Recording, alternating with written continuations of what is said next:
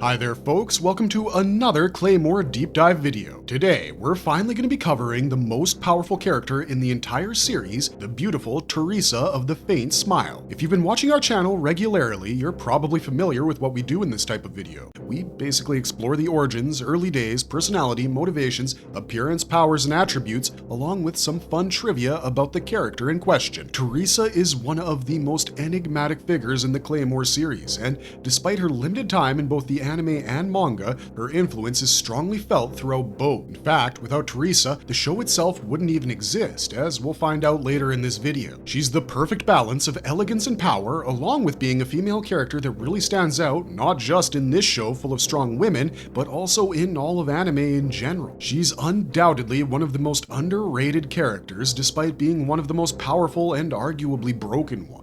One of the reasons might be because the series itself, while having a dedicated fan base, is very underrated due to it not being as well known as some other shows of its genre, like Berserk, at least for mainstream audiences. Claymore is an offering in the dark fantasy genre by Norihiro Yagi, which came out in June 2001 and ran for 13 years up until October 2014. Despite having come out in the early 2000s and running for over a decade, what would draw the biggest attention to this would be the 26-episode anime adaptation by Studio Madhouse in 2007. This anime would cover the first 11 volumes of the manga, but it would have a very different and rushed ending. Despite the quality of the ending being extremely low, the overall animation and presentation of the anime under the direction of legendary director Hiroyuki Tanaka would ensure that the series would appeal to a large number of people. This would increase its popularity massively. This series is set on a medieval island where its denizens are plagued by the threat of seemingly supernatural creatures called the Yoma. The only ones who stand in between the Yoma and the annihilation of the human populace of the island are a group of female warriors named by the locals as Claymores, owing to their weapon of choice. These mysterious warriors occupy the same space in their society as Andrzej Sapkowski's Witchers, which is to say that they're reviled, misunderstood, and often hated by the very populace they protect due to their human hybrid nature. The world of Claymore, therefore, is very much a gloomy and dark place to be in, with death stalking your every step, staying true to its genre. Now that you're armed with context for both the show and the character in focus, let's not waste any more time and dive right into the video. So settle on down as we embark on a journey through the world of Claymore, and let's hope that we all come out of it in one piece.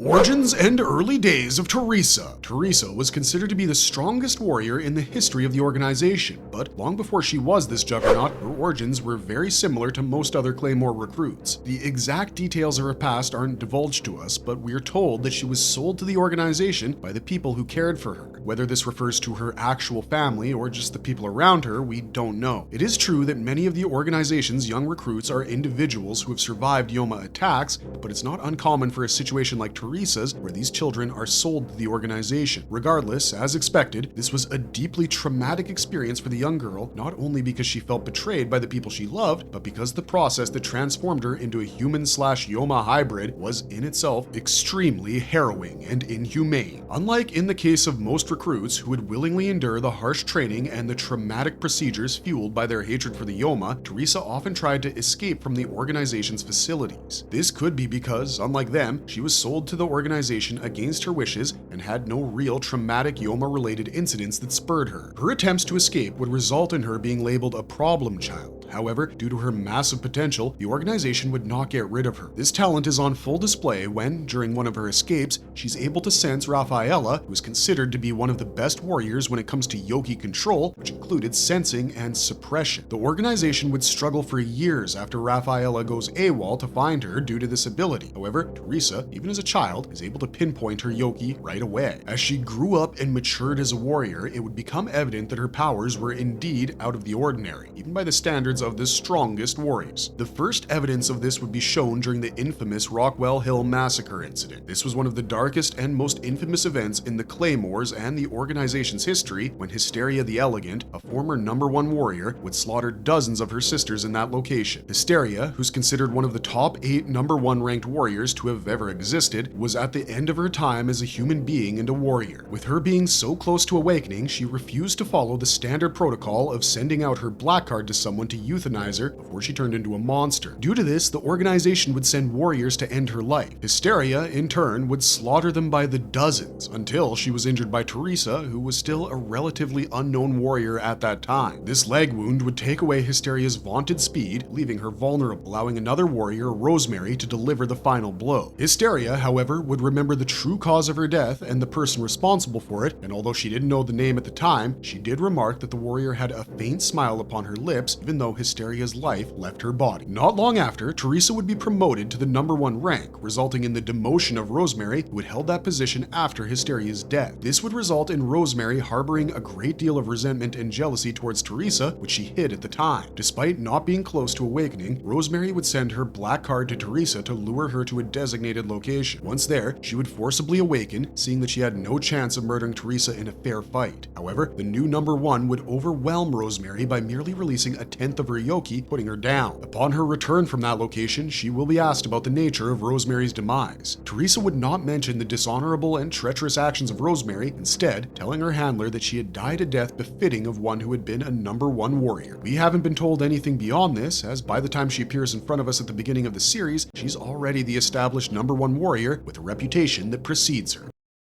What is her personality and motivation? Judging from what we just spoke about, during her early days, Teresa was a rebellious girl. She was extremely lively and wasn't afraid of punishment. We can infer this from the reaction of the recruits of her age much later in the series when they're set free from the organization during the Claymore Rebellion. These children display fear and apprehension regarding their rescue as they're afraid that they will be subjected to even worse treatment and training if caught. This means that the organization heavily punished rule breakers, and despite this, Teresa wasn't afraid of breaking the rules and trying to escape from her predicament. We also know that she had a good heart and a strong sense of honor, as she reports that Rosemary, who tricked her, to have had an honorable death. She had no reason to uphold the reputation of a treacherous individual like Rosemary, but she does so regardless without any external coercion. By the time we're introduced to her in the series, she seems to have become a much colder and emotionless person. She was very much an instrument of the organization's will to deliver death to all the Yoma that she was sent to confront. Teresa showed no emotional connection towards the people she helped, and in fact would go out of her way to sometimes frighten them. We see this in her initial interactions with Claire when she constantly pushes the young girl away from her. We don't know how the transition from this young rebellious girl to this cold, unfeeling machine-like person happened or the reason behind it. As Claire tries to break through that tough outer shell, Teresa constantly berates her in order to make the young girl give up and leave. It's only much later that she realizes that during their first meeting, Claire hadn't hugged her because she was frightened, but because she had sensed a kindred spirit in Teresa, and the hug had actually been meant for Teresa herself. The moment this realization dawns on her, her personality begins to shift drastically. She softens up towards the young girl and gives her the name Claire, which coincidentally is already her name. Together, they both bear the name of the twin goddesses of love, Teresa and Claire, and their fates become intertwined. She begins caring for Claire like a mother or an older sister, and the two develop an extremely strong bond towards each other. We get to see the maternal side of Claire's personality, proving that despite Claymores losing their ability to give birth thanks to the procedure that turns them into hybrids, and the general misconception among the populace that they were cold, unfeeling mutants, they still retained their motherly instincts, making them very much human. Despite Teresa putting up an air of unapproachability and appearing emotionless, she is in fact human, and it's Claire who brings out that side of her. For the first time in her life, her personality and motivations were geared towards the protection and nurturing of life instead of killing and bloodshed. She'd finally found the freedom she had sought long ago as a young girl by trying to escape from the influence of the organization. Now, she had a reason to live beyond their orders, and she took full advantage of it. She was considered to have defected from the organization after having murdered humans, which was taboo for Claymores, and therefore they attempted to assassinate her. For this purpose, they dispatched 3 of the 4 strongest warriors: Noelle, Sophia, Elena/Irene, and Priscilla, all of whom were ranked just below her. Even during this battle, we get to see that despite her vast powers, which would have allowed her to easily destroy all 4 of them, she holds back even while taking them all at once. She doesn't fatally wound any of them, even though they're trying to kill her. The only reason Teresa killed those women was because they were bandits who had killed everyone in the village where she had left Teresa in foster care, along with threatening to do unspeakable things to the little girl. It's perhaps the only time you see the wrathful side of her personality, and boy is it scary as she cuts down these evil individuals criminals mercilessly. You can truly ascertain the moralistic side of her personality, as she doesn't display this type of wrath towards the people who have been actually sent to kill her. She understands better than most, after having taken part in the Rockwell massacre, that her fellow warriors are merely following orders, and if her life hadn't changed, she'd probably do the same in their shoes. This positive morality and kindness would be extended by her even to Priscilla, who had already gone well past the point of no return by unleashing her Yoki to the point of awakening. During Priscilla's last moments as a human, she's still trying to talk to the young Claymore to appeal to her inner will and stop her transformation. This would be her undoing, as Priscilla would lose control, and in a single moment where Teresa loses her concentration, she's killed by the newly awakened being. This only further accentuates her beautiful personality though, as her final act of kindness was towards her own murderer. Later, when she awakens from within Claire, we get to see more of their mother-daughter dynamic as she greets the 7 ghosts of the North like a mother would greet her daughter's friends. She lovingly tells them about Claire's true feelings towards them and asks them to take care of her, even managing to embarrass Claire just like a real parent would. In the end, when she does kill Priscilla, it's not an act of revenge, but of mercy. If anyone would have been entitled to killing Priscilla, it would have been Teresa, but her actions aren't at all governed by any negative emotions, least of all vengeance. She realizes that the real Priscilla within the monster is begging for death and the cycle of hatred to end, and Teresa grants it to her, finally putting her out of her misery. In the end, her personality truly lives up to her namesake goddesses and finds true happiness. The powers and abilities of Teresa, the legendary warrior. Almost limitless Yoki Reserves. Teresa had within her an almost infinite amount of Yoki, which dwarfed any that had come before or after her. She speculates that Priscilla might have a greater potential than her, but we see this as being proven wrong during their final battle. It's generally accepted that to be a #1 warrior, the Yoki Reserves of that individual have to be out of the ordinary, as it generally translates to more power. The fact that Teresa is able to take down the likes of Hysteria and Rosemary, who were #1 ranked warriors, along with Priscilla, who had awakened into a creature that transcended even the abyssal ones by just unleashing about 1/10 of her Yoki, shows what vast reserves of energy she held. Of course, with Priscilla right at the end, she does go all out, but for most of the fight, she's not seen breaking a sweat, and even in their first encounter, she's able to take her on by releasing a mere 1/10 of her power as usual. Miria compares her Yoki to that of a vast, bottomless, raging ocean whose scope one couldn't grasp, while Galatea calls it mighty but peaceful, like a tranquil sea. One must note that the difference between Galatea's and Miria's descriptions of her Yoki is that Miria describes her Yoki when she awakens. This vast reserve of Yoki greatly augments her attributes, which, according to the official data books, are already at the highest tiers. The scary part about Teresa is that, unlike the rest of her compatriots, both from her past, present, and future, she doesn't need to rely on her Yoki to the extent that they do. She's simply overpowered at a base level, and this happens to be one of her additional attributes. One more thing to note is that since she hardly ever uses a 1/10 of her Yoki, what makes Teresa so much more dangerous or formidable isn't the reserves of Yoki, as that remains largely unutilized, but her ability to sense and control her Yoki energy. Heightened Yoki Sensing abilities and precognition. Transitioning from our earlier point, Teresa probably has the most extraordinary ability to sense Yoki compared to any of the Claymores ever to exist. While there are the likes of Galatea and even Tabitha after the time skip that are able to sense Yoki and even tell the mood of their targets by doing so, Teresa's Yoki Sensing abilities are much more refined and practical for combat. We also believe that due to all the feats she displays when it comes to Yoki manipulation, although it's not the same in the manga or even the anime, Teresa would have been easily able to perform the same feats as Galatea. This is further proven by the fact that she was able to detect Rafaela, even though the senior Claymore was an expert at Yoki suppression and had eluded the organization for years by doing so. Teresa's Yoki Sensing ability is so finely tuned that she is able to track the flow of Yoki inside her opponent's body with extreme precision, due to most warriors and Yoma relying on Yoki for the simplest of movements and their special techniques. She could easily predict what their actions were going to be before they even performed them. Thanks to this ability, she could accurately judge the speed, strength, and direction of her foe's attacks. This granted her an almost precognitive ability, and only someone like Priscilla, who could completely suppress her Yoki while still being able to operate at the highest level, would have even a chance of competing with Teresa. Additionally, this would deal a lot of psychological damage to her opponents, who would feel like their every move was being read, making them feel hopeless. This precognition, backed with her inhumane physical attributes and combat prowess, meant that she had the ability to react appropriately to the data she gathered about the opponent's next move. This ability alone made her a nightmarish opponent.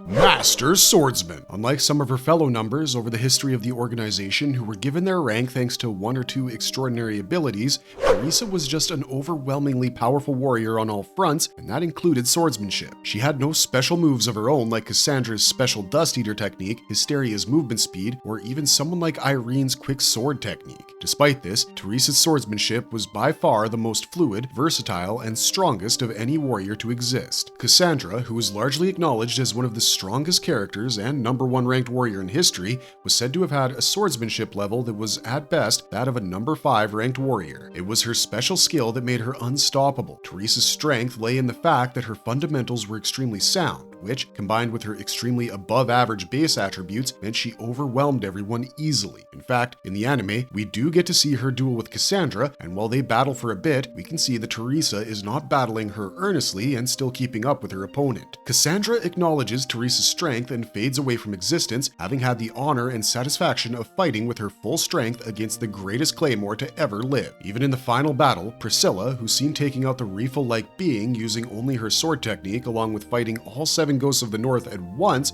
who were no slouches themselves, is overpowered by Teresa and her sword. One final example of her supreme swordsmanship is when she single-handedly demolishes the assassination crew sent by the organization to bring her down, which comprised Noel, Sophia, Irene, and Priscilla, who were the 5th, 4th, 3rd, and 2nd ranked warriors of the organization. These were basically the strongest warriors at their disposal at that time, with Priscilla being considered a prodigy touted to take over Teresa's legacy someday. Despite this, she manages to mop the floor with them while keeping them alive, meaning her swordsmanship has the finesse and control to incapacitate such fierce opponents without her having to kill them. This just goes to show what a master swordsman Teresa was, and how she often didn't need to rely on anything else to get the job done other than her Claymore. Teresa's perfect copycat technique. As if she wasn't overwhelmingly strong enough on her own already, Teresa has the ability to imitate the abilities of any other warrior to perfection. We already get a hint that when Claire is able to mimic the techniques of Flora, Irene, and Rafaela, but in the hands of Teresa, we get to see just how busted this ability truly is. Teresa is able to perfectly copy Cassandra's Dust Eater technique despite having just witnessed it for the first time. Not only is she able to perform a perfect imitation, but thanks to her attributes already being at a level much higher than that of her opponents, the techniques she copies are much stronger than their original counterparts. In this way, we can see her using all of the techniques of the warriors that Claire had originally managed to master. During her battle with Priscilla, she's seen using Miria's Phantom Mirage, which allows her to create after images of herself due to the speed she generates. Miria herself marvels at the ease and proficiency with which Teresa uses this technique, acknowledging that it far surpasses her own ability. She's also seen using Ophelia's Rippling Sword, a technique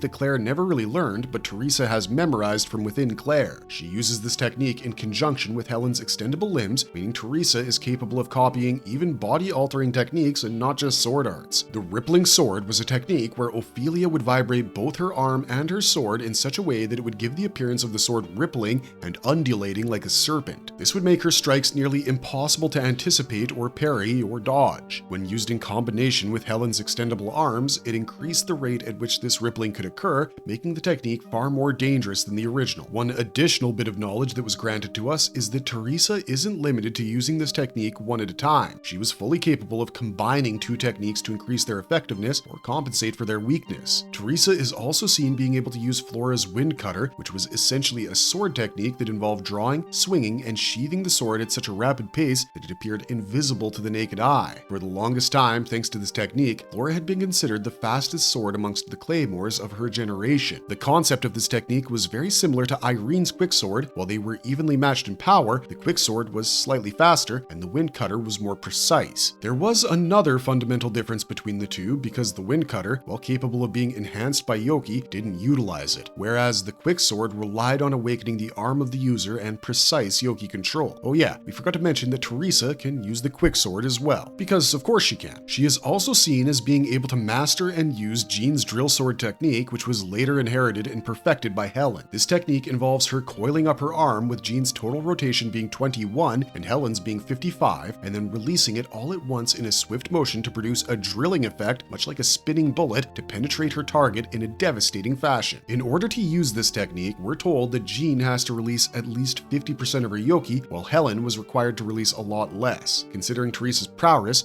we can assume that she's not only able to coil her arms much more than either of these two warriors, but also doesn't need to release as much of her Yoki to produce a much more destructive effect.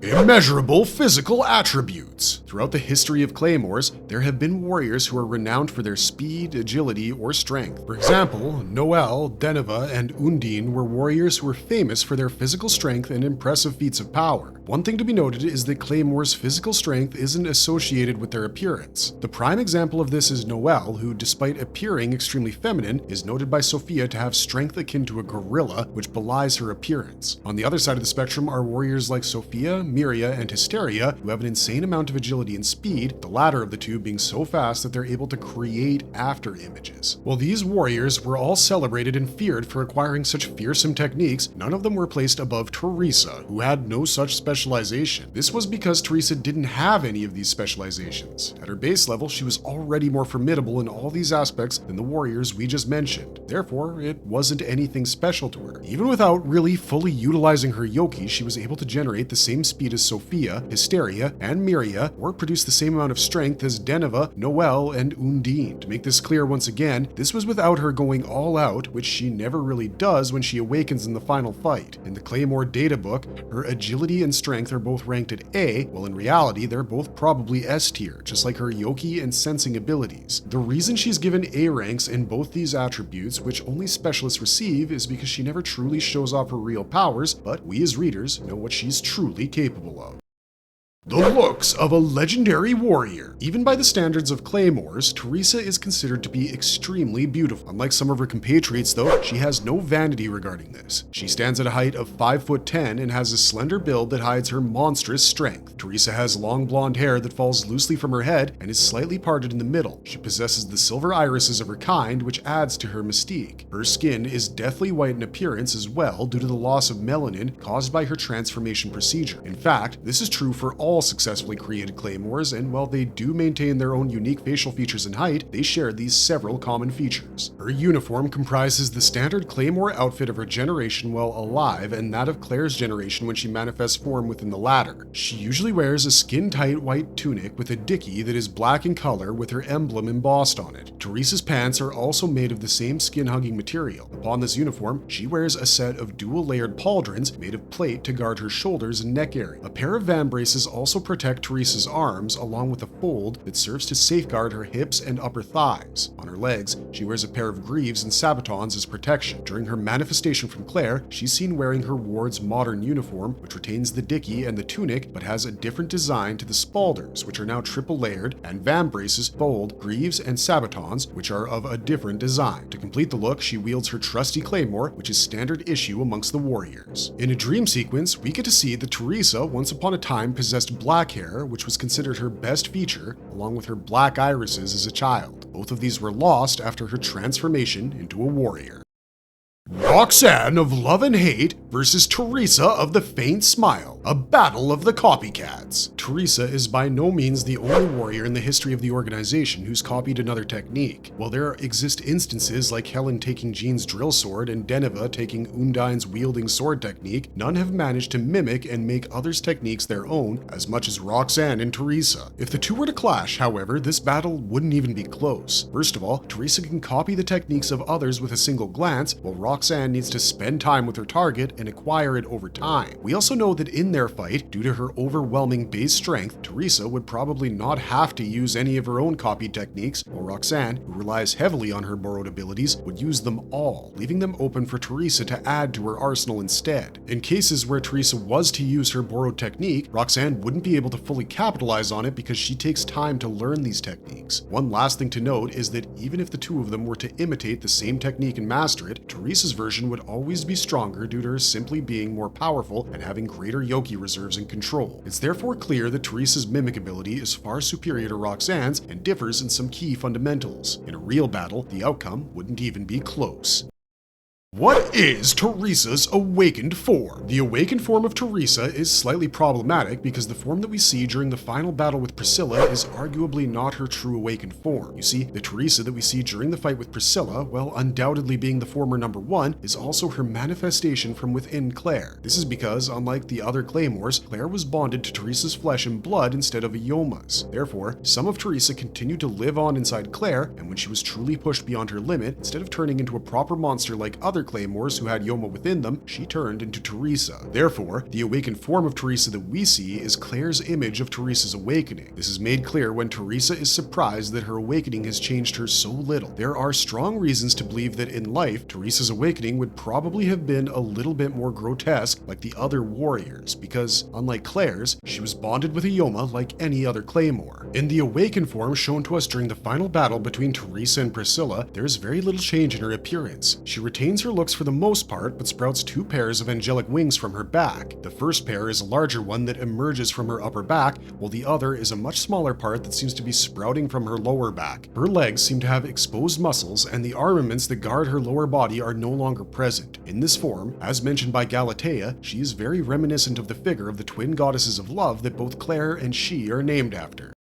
Marvelous verdict! The author of Claymore, Norihiro Yagi, admitted in an interview that Teresa would throw the entire plot up in the air if she were to be resurrected. He struggled for a long time trying to figure out a way to bring her back into the story, which resulted in him going down the route that we see in the final battle where she manifests from within Claire. The author's sentiment is not unwarranted because Teresa is such a broken character that she forgets resurrection. Had she not died in the first half of the series, there would be no one to oppose her, and the story itself would not have proceeded. This is also the reason that her death is so unsatisfactory, as she is killed being caught off guard. Maybe the author could have handled it differently, but knowing how overpowered she is, we don't seem to be able to think of any alternatives. It's truly sad that Teresa's name hardly ever pops up in discussions pertaining to some of the most broken characters, or even the most broken female characters in all of manga and anime. Her power levels for the story that she's set in easily rival that of Madara Uchiha in Naruto or Yu Havok in Bleach, both of whom are widely acknowledged as absolutely overpowered characters for their verse. When it comes to female characters, there aren't any that come to our mind that are as strong, elegant, and beautiful as her. When one thinks of powerful characters in anime and manga, names like Koko from Jormungand, Sailor Moon, Major Makoto from Ghost in the Shell, and Kaguya Otsutsuki come to mind. However, other than the last name we mentioned, most of these others are far from being the strongest beings in their respective universes. This could be perhaps mainly due to Claymore itself being still relatively unknown to mainstream audiences. Regardless, Teresa truly deserves her time in the sun as one of the best and most powerful characters to have ever been created in manga. While we absolutely love Teresa's character, we wish that we could have seen a bit more of her during the course of the series through flashbacks or other mediums. We also understand that her awakening's design is supposed to make her stand out from the rest and play into the trope of good versus evil. Her design of an angelic being is supposed to be in direct contrast to the evil demonic angel design of Priscilla, and while we get all of this and love her design, we wish it had been a little bit more elaborate. While more doesn't always mean better, for the most powerful character in the entire series, a bit more design intricacy maybe wouldn't have gone amiss. The other nitpick we have is that the fight with Priscilla should have been a bit more challenging for Teresa, as we would have loved to see her having to fight in a truly serious mode and tested to her limits. We hope that one day, Claymore will receive a fresh anime adaptation that will cover the entire manga. It would be super cool to see Teresa finally in action, fully animated in all her glory. If any manga out there deserves an anime adaptation, it's Claymore. And now, with the manga complete, we pray that someone picks up the gauntlet. There's already a rabid fan base waiting for it to come out. Until then, we'll be on the wait just like you. Whenever we make these videos, time seems to just fly by, and yet again, we're at the end of another video. Thank you, as always, for sticking right to the end of this one and supporting us, as we couldn't possibly do this without you guys. We hope we've managed to pique your interest in this highly underrated anime, and our channel is filled with numerous Claymore videos where we do deep character analyses such as this one, along with theory crafting and lore related videos. So be sure to check all those out once you're done here. If you liked our content, don't forget to leave a like and subscribe to us if you haven't already. But for now, this is Wizard Wheezy signing off. You can always find me on Twitch, but until then, we hope to see you soon on another video. Till then, stay safe and stay marvelous.